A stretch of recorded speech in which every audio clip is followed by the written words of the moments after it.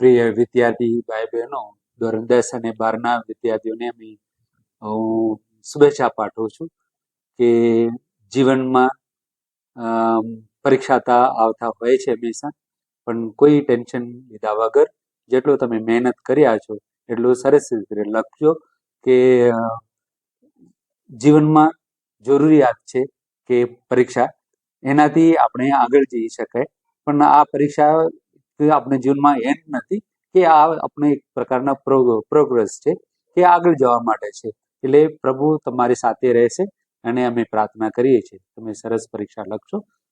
ડર્યા વગર, ચિંતા કર્યા વગર લખજો પરીક્ષા. All the best. આજે અમે શુભેચ્છા કાર્યક્રમ રાખેલા હતા.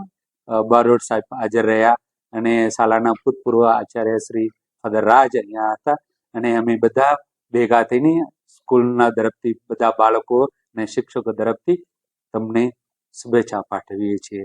ધોરણ 10 અને 12ના વિદ્યાર્થી ભાઈ બહેનો, તમને અમે શુભેચ્છા પાઠવીએ. All the best. God bless you. નમસ્કાર. આજના ધોરણ 10 અને ધોરણ 12ના વિદ્યાર્થીઓના શુભેચ્છા સન્માન સમારંભમાં શુભેચ્છા કાર્યક્રમ રાખવામાં આવ્યો હતો Shri Saint Xavier's high school Meghraj ખાતે.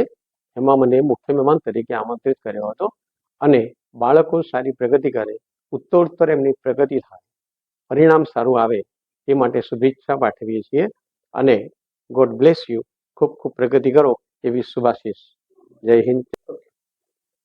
નમસ્કાર.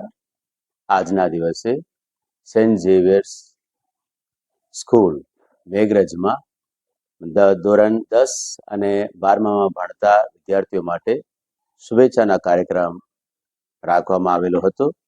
તેમાં બારોટ સાહેબ એ અધિક્ષક હતા અને મને મુખ્ય મહેમાન તરીકે આમંત્રણ હતું.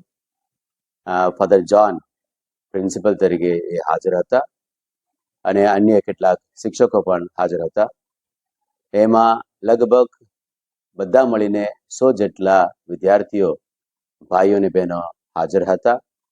તે બધાને શાળાના આચાર્ય દ્વારા અમૂલ્ય સૂચનો આપવામાં આવેલો હતો. એ શુભેચ્છા સમારંભમાં એમને તાકીદ કરી કે વિદ્યાર્થીઓ કોઈ પણ બાબતે ડરશો નહીં, પણ તમે જે અભ્યાસ કર્યો છે, જે મહેનત કર્યો છે, એ મહેનત તમને મળ્યા વગર રહેવાનું નથી. અને હું પ્રાર્થના કરું છું સૌ તમે આશીર્વાદિત રહેશો અને ઈશ્વરની કૃપા હંમેશા તમારા ઉપર રહેશે અને સારા માર્ગ સાથે ઉત્તીર્ણ થશો. એ માટે શુભેચ્છા અને પ્રાર્થના